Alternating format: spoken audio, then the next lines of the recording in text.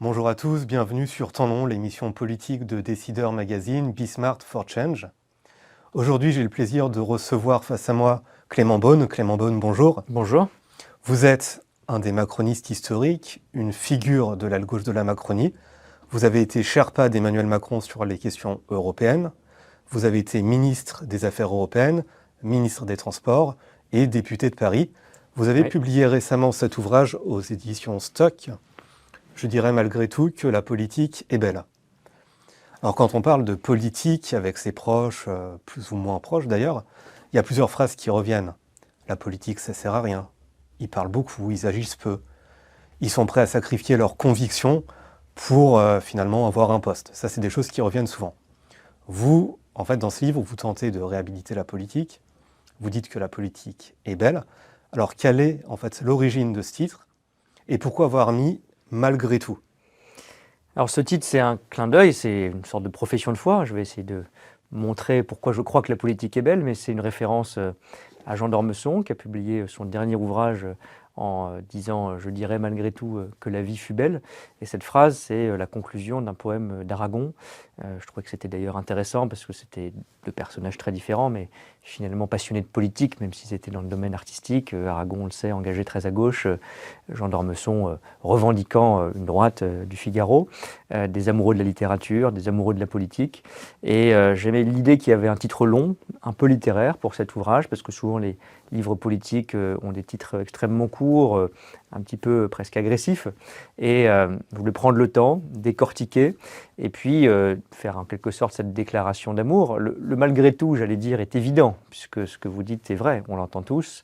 Parfois on le pense soi-même, même quand on s'intéresse ou on s'engage en politique, qu'il y a des coups bas, qu'il y a des spectacles qui sont assez décevants quand on voit parfois le Parlement fonctionner aujourd'hui, qu'il y a de l'instabilité, qu'il y a des déceptions par rapport à des attentes sur une transformation, une réforme en politique. Mais je pense que le mot le plus important, c'est celui de la beauté, c'est l'adjectif belle, parce que malgré tout cela, qui existe en politique, une forme de bassesse, eh bien, il faut y croire. Et il y a des choses, j'ai vu des choses, j'espère avoir fait des choses aussi, et continuer à le faire, qui sont belles dans le sens où elles sont engagées pour la société, où ce sont des actions, des choix, des décisions qui améliorent, qui changent la vie, quels que soient d'ailleurs les positionnements politiques. Moi, je viens de la gauche, je me définis comme social-démocrate, mais j'ai vu beaucoup d'élus, notamment locaux, mais un peu partout, qui y croient et qui, chacun à leur manière, chacun avec leurs convictions, s'engagent beaucoup, en général, contrairement à ce qu'on pense, en gagnant pas beaucoup d'argent, en ne comptant pas leurs heures, et essayent, dans leur ville, dans leur département, dans leur région, au niveau national, d'améliorer, de transformer, de changer quelque chose. C'est ça aussi la politique. Et quand on revient au titre du livre, alors il s'adresse à qui? Plutôt aux gens qui sont déjà engagés en politique et qui doutent, ou aux citoyens qui ont des idées reçues sur la politique? Les deux, parce que je pense que la politique, c'est l'art du collectif. Et mon message très simple, presque évident, mais je crois qu'il mérite d'être rappelé, c'est que la politique existe, la vie de la cité existe, la nécessité de faire des choix collectifs traverse l'humanité en quelque sorte. La politique, c'est la vie de la cité, stricto sensu, étymologiquement, et donc en fait, il n'y a pas le choix. On ne peut pas dire « moi, je ne m'intéresse pas à la politique ». À la limite, pourquoi pas, mais comme si on pouvait sortir de la politique. On voit bien qu'on a besoin, dans une vie commune, de règles, de budget, d'actions. Elles sont de gauche, de droite, du centre. Elles sont importantes, moins importantes, consensuelles, moins consensuelles. Mais la décision collective ne peut pas être quelque chose qu'on élimine. Et donc la question, en fait, c'est est-ce qu'on laisse certains décider pour nous ou est-ce qu'on s'engage ? On s'engage comme électeur, on s'engage un peu plus sur une liste aux élections municipales, comme ministre, comme député. On n'est pas obligé, bien évidemment, de s'engager, mais en tout cas, avoir en tête que la politique, on n'y échappe pas, et donc il vaut mieux que vous y participiez plutôt qu'elle s'impose à vous. C'était tout simplement ma première affirmation, en quelque sorte. Et puis l'autre affirmation qui va, je crois, avec, c'est que cette activité de s'intéresser à la vie collective, d'essayer de la transformer, eh bien oui, je crois que c'est une belle activité. Je dis aussi que c'est une activité qui est impure, et j'assume ce mot, imparfaite ou impure, parce que quand on prend des décisions pour une collectivité, que ce soit un village, une très grande ville, ou le pays tout entier, ou l'Europe, eh bien forcément on concilie des choses. Ça ne veut pas dire que tout est consensuel. Souvent, c'est même le contraire. Ça ne veut pas dire que tout est mou, mais ça veut dire que vous avez des gens qui sont de générations différentes, de territoires différents, de milieux sociaux différents, de religions différentes, qui vivent ensemble. Et ce n'est pas comme être dans une association, un syndicat ou une fédération professionnelle. On est obligé de faire des petites concessions. Où il n'y a pas une seule cause. Voilà, des concessions tout le temps, mais c'est pas grave, je veux dire, c'est même indispensable, mais c'est effectivement un engagement différent, je ne hiérarchise pas, mais d'un engagement associatif qui, lui, peut être pur. On peut dire, moi, je suis pour l'interdiction d'un projet parce qu'il abîme le paysage dans mon département. En politique, on fait des choix, on concilie des choses et des gens. Et donc, c'est une activité qui a plus de complexité. Ça ne veut pas dire, encore une fois, plus de dilution ou moins de décisions franches et tranchées. On peut faire des décisions franches et tranchées, on le doit, mais en écoutant, en discutant, en considérant, en conciliant. Et ça, c'est l'essence de la politique dans tout pays et de tout temps. Mais il faut le rappeler parce qu'aujourd'hui, on a tendance à chercher, à rechercher, sinon on ne veut pas s'engager, une forme de pureté de l'engagement. C'est ce qu'on appelle la pureté militante. Mais donc, selon vous, il est impossible de faire de la politique en restant pur, militant, sans aucune concession. C'est pas possible. Oui, c'est pas possible d'être pur si on entend par là avoir 100% de son idée qui va au bout tout le temps partout. Ça, je crois effectivement que c'est pas possible. Ça veut dire qu'on peut pas avoir des convictions fortes. Je tiquais, sur le mot de militant, parce que la politique repose sur du militantisme. Croire à une cause, croire à une idéologie, croire à un combat, c'est profondément politique. Être engagé en politique avec une responsabilité d'acteur, c'est effectivement accepter une complexité. Et je crois qu'il n'y a pas de contradiction entre accepter la complexité et avoir un engagement fort. Mais en revanche, il ne peut pas être pur et parfait. Il ne peut pas ne rencontrer aucune contrainte juridique, financière, de mobilisation des uns ou des autres contre ou pour telle ou telle idée.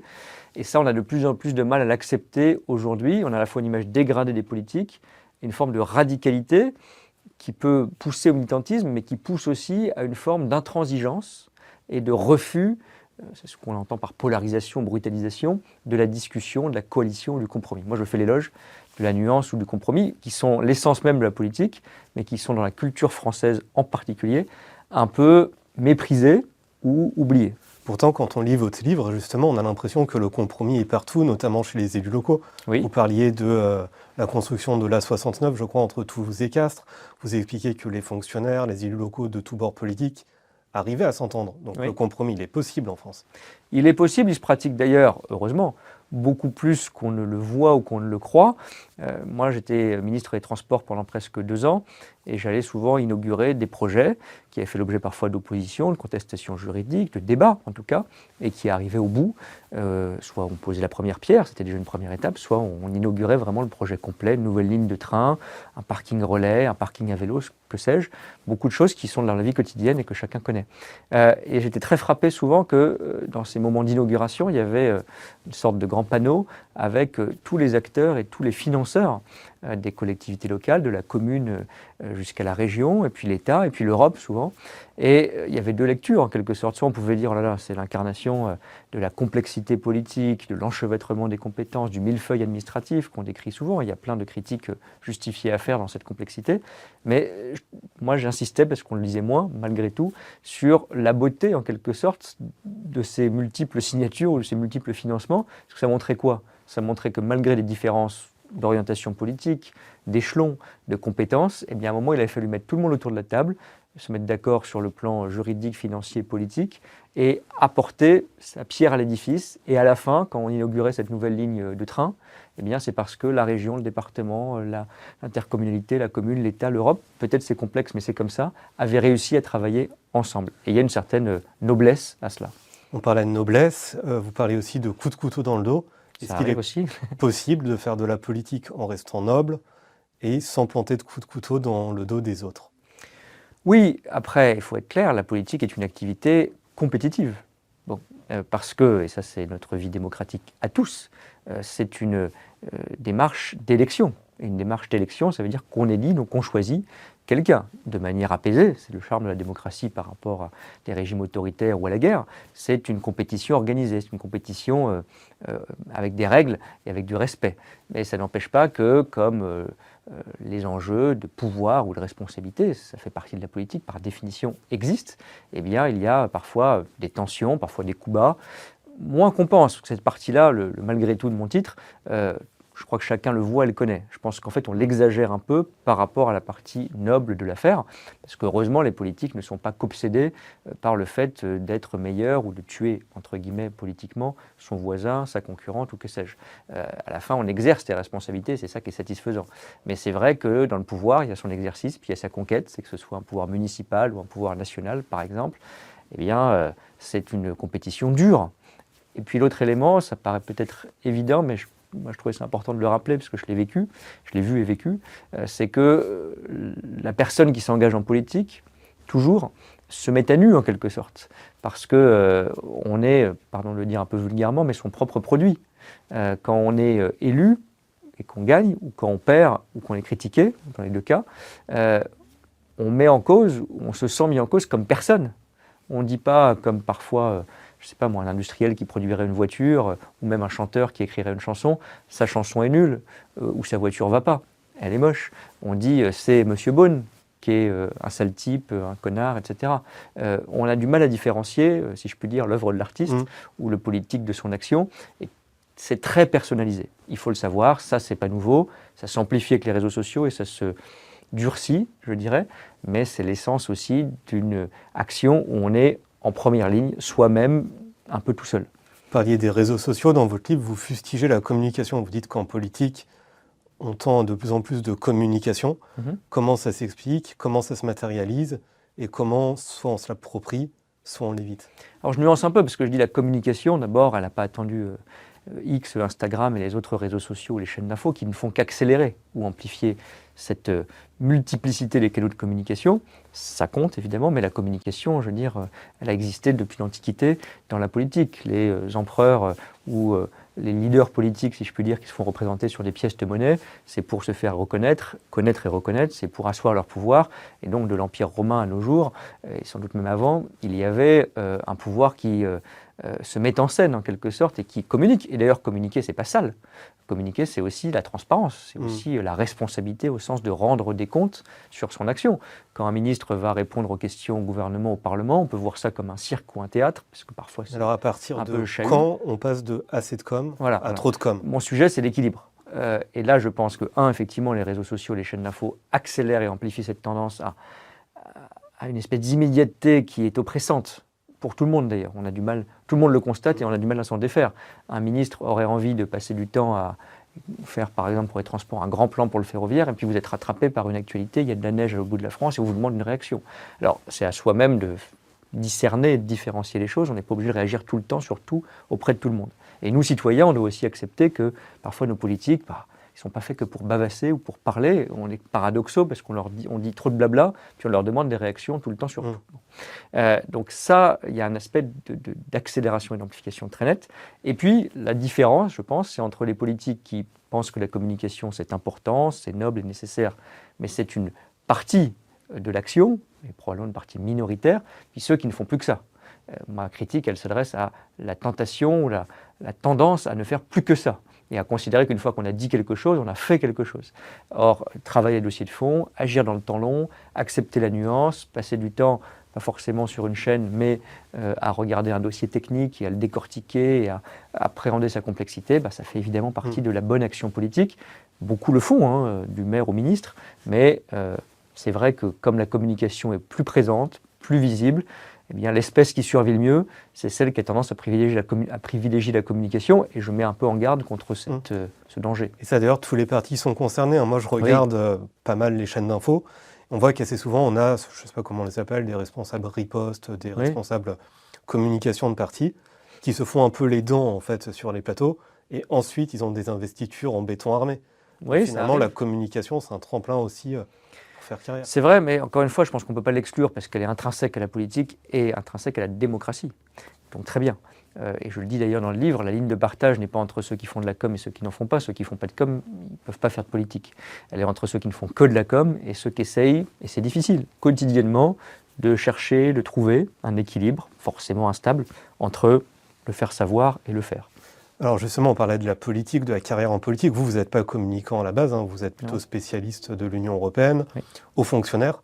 Quand vous entrez dans l'arène politique, plutôt quand vous êtes nommé ministre, qu'est-ce qui vous a le plus surpris, frappé, en bien comme en mal? D'abord, il y a cette espèce de, presque physiquement, d'entrer dans l'arène, avec la caméra, le projecteur, l'exposition, la critique qui va avec.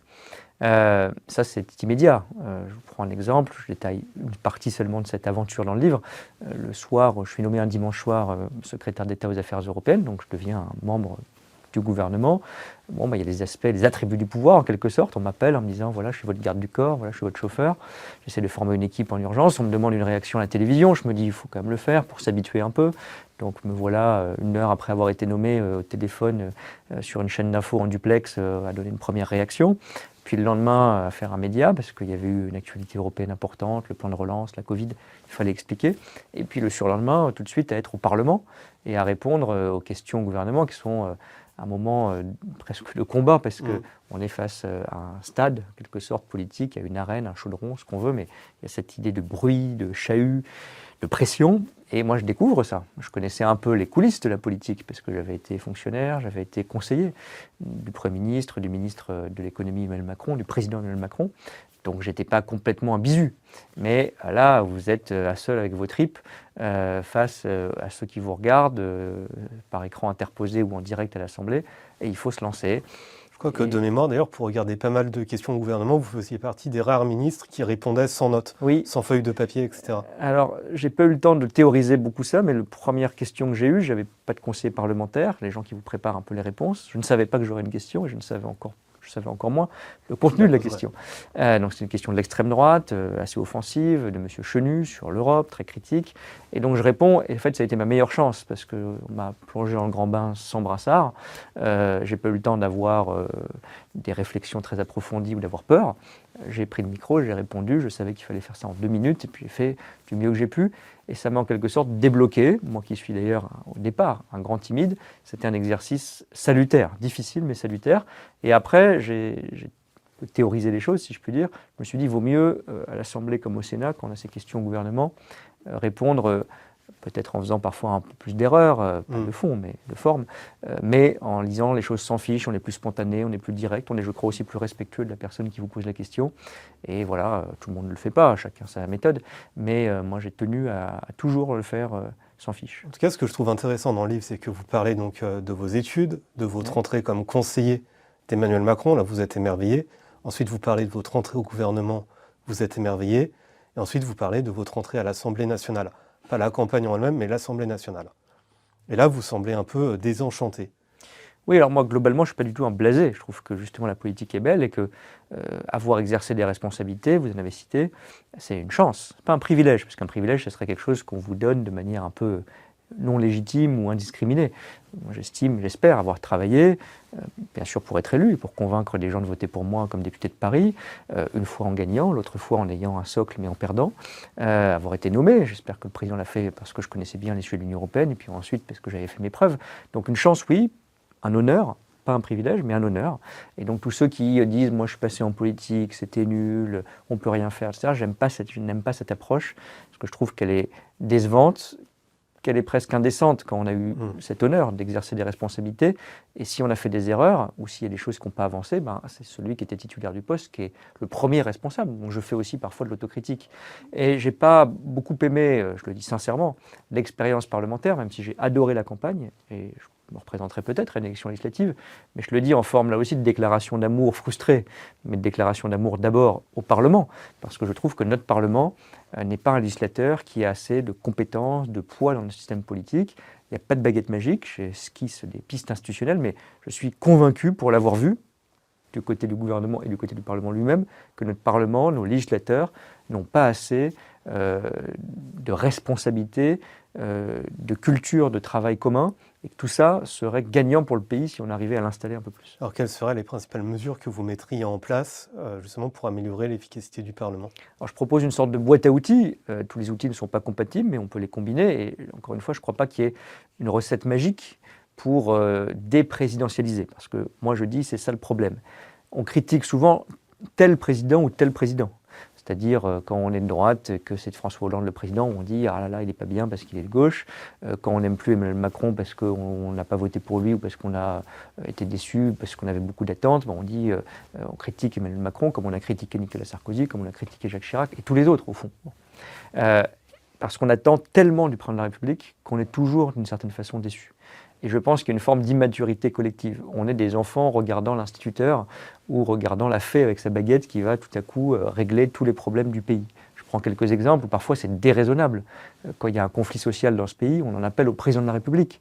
Alors qu'il y a des syndicats, il y a des employeurs, il peut y avoir des tensions, mais il y a quand même un certain nombre d'échelons avant que tout soit décidé par le président. Et donc on a cette idée presque enfantine ou infantile, dans laquelle le président ou la présidente un jour réglerait tous nos problèmes, et puis au bout de 5 ans ou de 10 ans, on dit « Ah là là, ça n'a pas complètement marché, on va en chercher un autre qui sera à nouveau la personne providentielle ». Ça ne marche pas comme ça. Le président peut faire beaucoup de choses, tant mieux, c'est la verticalité de notre système, mais pas tout. Et c'est sain d'ailleurs que ce ne soit pas tout. Mais à nous de l'assumer. Donc par exemple, si on mettait, je fais cette proposition qui est un peu un pari, les élections législatives avant les élections présidentielles, je pense qu'on définirait d'abord un programme de fond et de gouvernement, puis ensuite on couronnerait le dispositif par un président, qui ne serait pas forcément d'ailleurs de la même couleur que la majorité du Parlement, pour jouer un rôle un peu de père ou de mère de la nation, qui n'est pas la même fonction que gouverner le pays au quotidien. Je dis par exemple que le quinquennat, pourquoi pas revenir au septennat, ou en tout cas désaligner les mandats législatifs ou parlementaires, à recréer de la concentration des attentes et des critiques sur la personne du président. Je prends un exemple aussi tout bête pour changer la culture et le regard sur le président comme personne providentielle. Je dis faisons comme les Américains, mettons une petite période de transition. Ce que vous appelez le délai de décence, je crois. Oui, que j'appelle un délai de décence ou d'apaisement, ou après une élection présidentielle qui est par ailleurs épuisante, tout le monde est humain, on peut se reposer, mais surtout on peut digérer, réfléchir aux nominations, réfléchir au premier texte de loi, prendre le temps de le faire un peu au calme et en coulisses, en consultant des gens de différents partis politiques, par exemple, mais en tout cas que la personne qui est élue à la présidence ait quelques semaines où la température baisse un peu, on se concentre, on apaise, on rassemble, on se repose.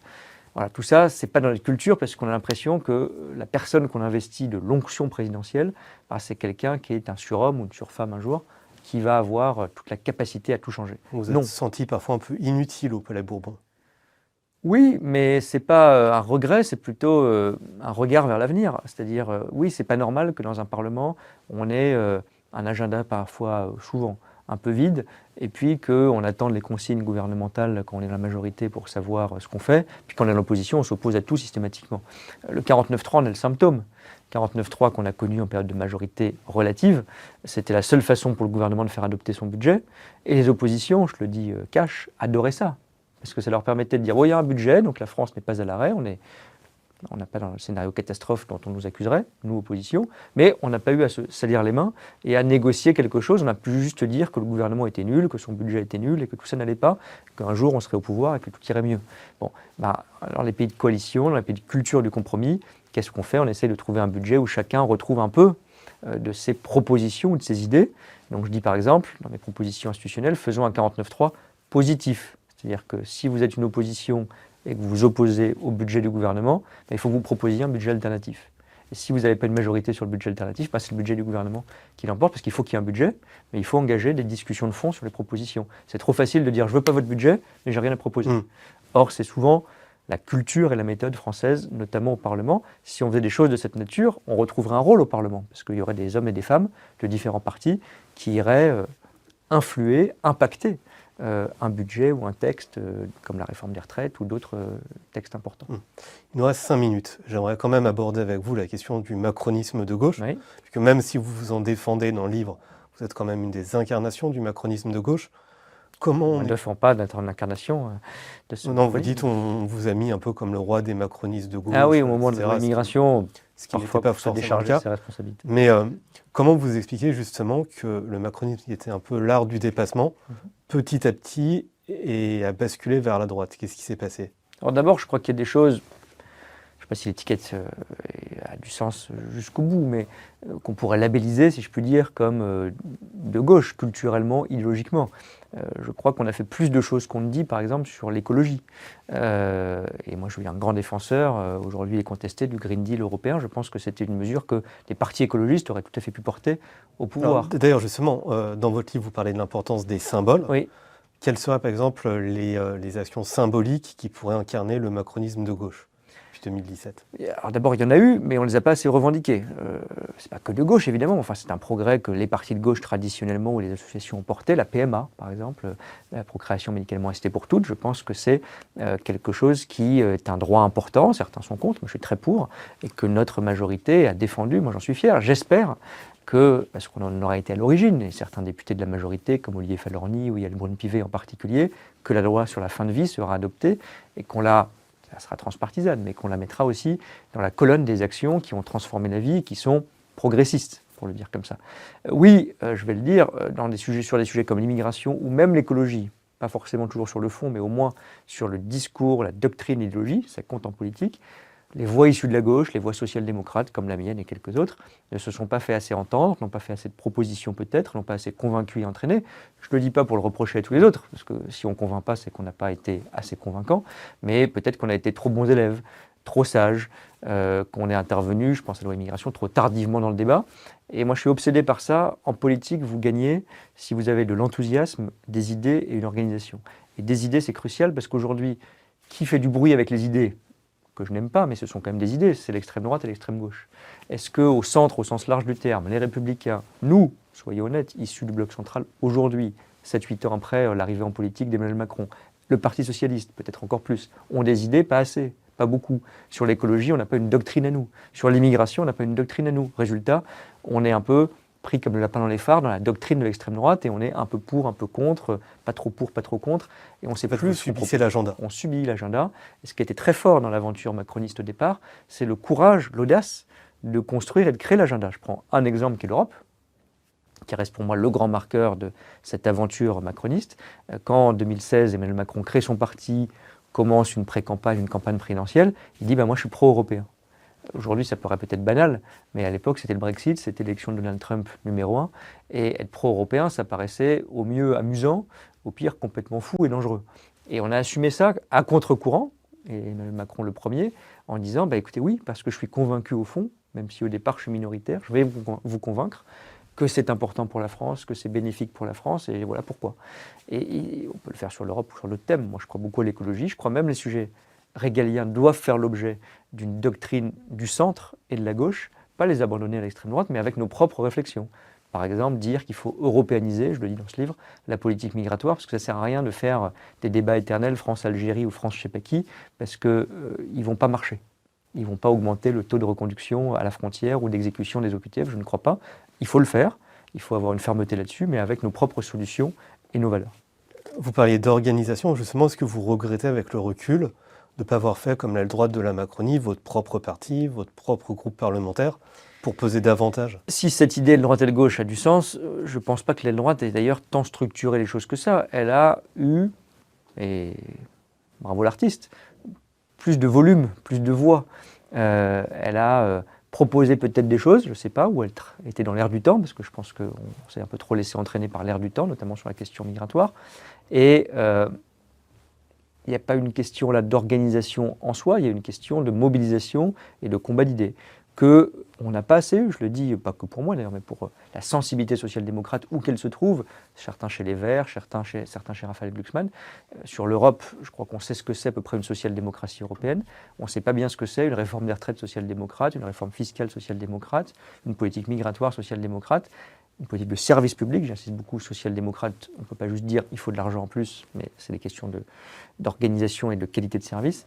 Tout ça, c'est un travail qui est encore en cours, et c'est une crise qui est assez générale. On voit bien que les démocrates américains, même s'ils sont au pouvoir les travaillistes britanniques, même s'ils sont au pouvoir les sociodémocrates espagnols et peut-être encore un peu les Allemands, ont du mal à avoir une réponse doctrinale convaincante auprès des électeurs. Et ceux qui sont toujours privilégiés par les électeurs, ils ne sont pas idiots, hein. C'est ceux qui ont justement des idées qui mènent et gagnent la bataille des idées.